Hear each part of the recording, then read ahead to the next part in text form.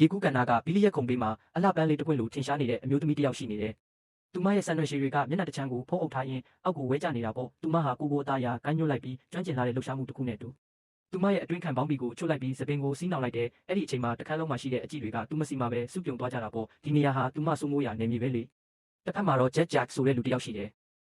သူကစားတောက်ဆိုင်လေးတစ်ဆိုင်ကိုဖွင့်ထားတာပါ။ဒါပေမဲ့သူ့ရဲ့အိမ်တော်ရေးဘွားကတော့6ကက်ကက်နဲ့ပြင်းညီငွေ့စရာကောင်းနေခဲ့တယ်။သူ့ရဲ့ရောက်ခမဖြစ်သူဂျွန်ဂျုံင်းကတော့ဂျန်နဲ့လုံးဝဆန့်ကျင်ဘက်ဂျွန်ကနိုက်ကလပ်တွေကိုပတ်သွားနေတဲ့သူဖြစ်ပြီးသူ့ဇနီးကတိနေပေမဲ့လည်းဘာမှဝင်မပြောဘဲလွတ်ထားတတ်တာမျိုးပါ။တနေ့မှာတော့ဂျွန်ကဂျက်ကိုခေါ်ပြီးဘီလီရဲ့ခန်းကိုသွားခဲ့တယ်။တကယ်တော့ဂျွန်ရဲ့ပြစ်မှတ်ကအဲ့ဒီကအမျိုးသမီးတစ်ယောက်စီမှာပါ။ဒါပေမဲ့ဂျက်ကတော့လူစီကိုစီ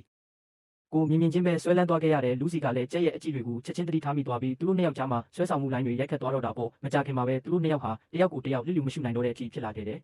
တင်းမာမှုတွေနဲ့ပြင်းနေတဲ့ညတညကိုဖျက်တမ်းပြီးနောက်မှာတော့သူတို့ရဲ့စိတ်အာရုံတွေပောက်ကွဲထွက်သွားကြပါတော့တယ်အဲ့ဒီနောက်မှာတော့လူစီကပစ္စည်းတစ်ခုကိုမတော်တဆခြံထားခဲ့မိရာကနေကျက်ရဲ့ဇနီးဖြစ်သူကတီးသွားခဲ့တယ်ဂျက်ကဒါကိုလက်နက်တစ်ခုလိုသုံးဖို့စူးစမ်းပေမဲ့သူ့ဇနီးကတော့အဲ့ဒါကိုအသုံးချပြီးသူ့ကိုရက်ရက်ဆက်ဆက်ချင်းချောင်းဝင်ညစ်ပါတော့တယ်ဂျွန်ရဲ့အခြေအနေကလည်းပိုဆိုးလာခဲ့တယ်သူ့မိန်းမကအိမ်ထဲမှာလူစီရဲ့ဘရာစီယာကိုတွေ့သွားပြီးသူ့ကိုအိမ်ပေါ်ကနှင်ချလိုက်တယ်အဲ့ဒီနောက်မှာတော့ဂျက်ရဲ့ရောက်ခမဖြစ်သူဂျွန်ရဲ့ဇနီးကလည်းသူတို့အိမ်ကိုရောက်လာခဲ့ပြန်တယ်ဂျက်ကတော့အားလုံးကိုတော်ပြီးလို့ဆုံးဖြတ်လိုက်ပြီးမိသားစုဘဝတဲကိုပဲပြန်ဝင်ဖို့စူးစမ်းခဲ့တယ်ဒါပေမဲ့သူလူစီကိုမရနိုင်သေးဘူးသူမရဲ့အရေးအယောင်တွေကသူ့ကိုအမြဲတစေစိတ်လှုပ်ရှားစေတုံးပဲအဲ့ဒီလိုနဲ့တနေ့မှာတော့လူစီကသူ့စီရောက်လာပြီးတုံ့ဟုတ်စရာသတင်းစကားတစ်ခုကိုပြောလိုက်တယ်အဲ့ဒါကတော့သူမမှာဂျက်ရဲ့ရင်သွေးလေးလွယ်ထားရပြီဆိုတဲ့အကြောင်းပါပဲ